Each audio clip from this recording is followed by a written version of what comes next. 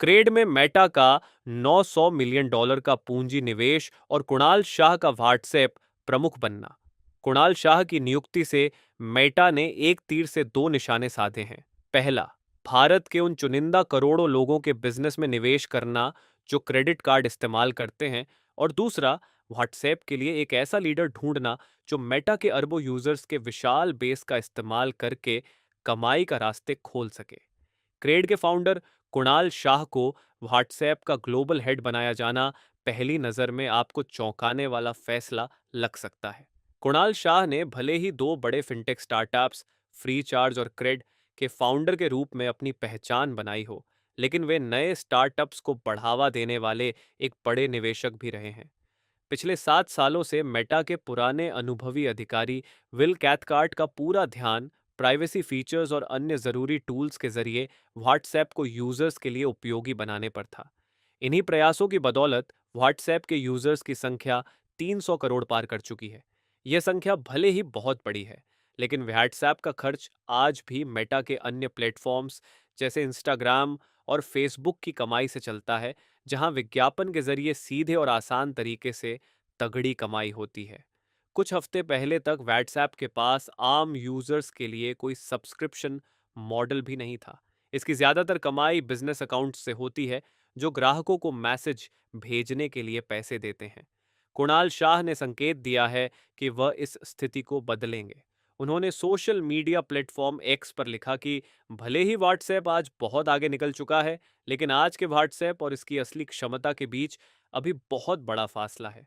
मैं व्हाट्सएप के इस नए सफर के लिए मार्क जुकरबर्ग, क्रिस कॉक्स और मेटा की लीडरशिप के साथ काम करने के लिए उत्साहित हूं। मेटा के सीईओ मार्क जुकरबर्ग ने भी कहा कि कुणाल ने क्रेड को भारत की सबसे महत्वपूर्ण टेक कंपनियों में से एक बनाया है। उनके पास चीजों को नए सिरे से बनाने की मानसिकता और एक ग्लोबल नजरिया है, जो दुनिया के सबसे बड़े मैसेजिंग ऐप को चलाने में उनके बहुत काम आएगा। इसके साथ ही मेटा क्रेड में $900 मिलियन, लगभग 7,500 करोड़ रुपए का निवेश कर रही है। इसमें से आधी रकम सीधे कंपनी को मिलेगी और बाकी आधी शुरुआती निवेशकों को दी जाएगी। क्रेड इस समय शेयर बाजार में आई पीओ लाने की तैयारी भी कर रही है। भारत में मेटा का बड़ा दांव। मेटा ने इससे पहले भी भारत में जियो प्लेटफॉर्म्स जैसी कंपनियों में भारी भरकम निवेश किया है।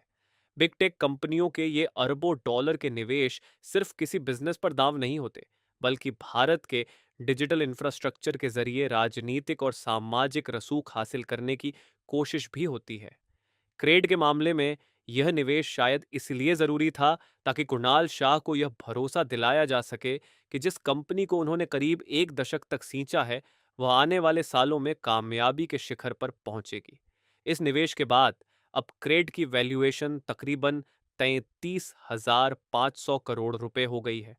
इस डील से मेटा को भारत के सबसे अमीर यूजर्स की खर्च करने की आदतों और उनके व्यवहार को करीब से समझने का मौका मिलेगा। हालांकि कुणाल शाह ने साफ किया है कि सौदे के बदले मेटा को क्रेड के यूजर्स का कोई पर्सनल डेटा नहीं दिया जाएगा।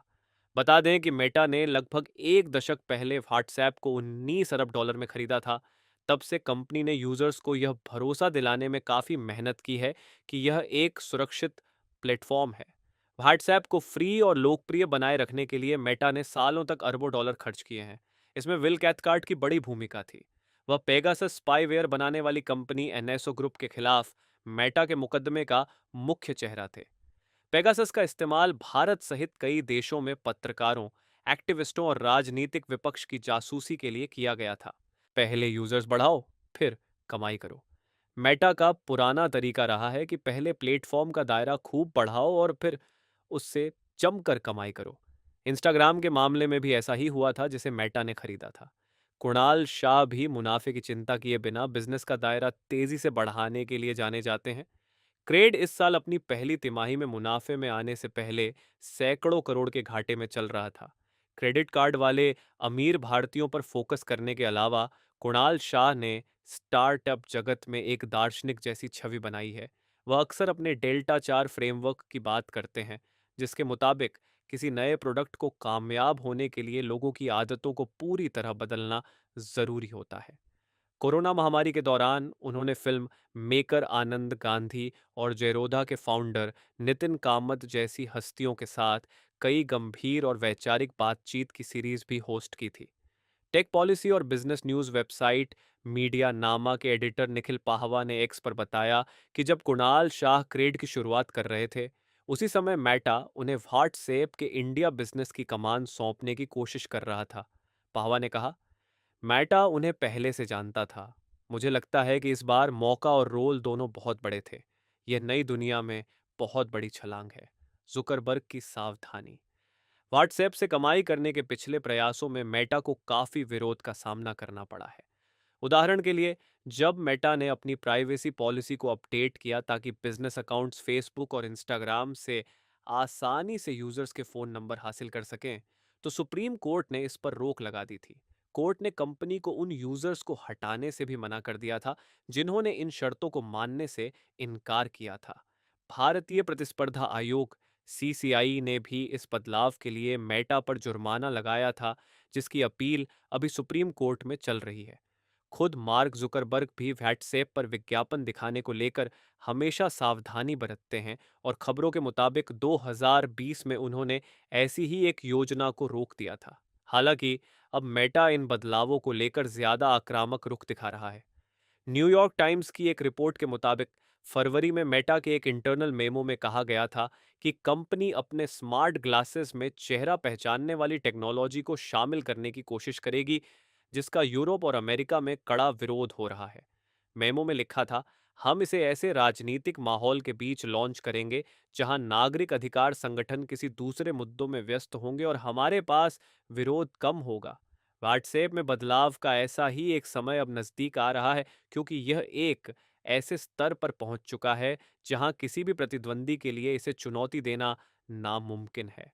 और मेटा ने यह तय कर लिया है कि इस अहम दौर को संभालने के लिए कुणाल शाह ही सबसे सही व्यक्ति हैं।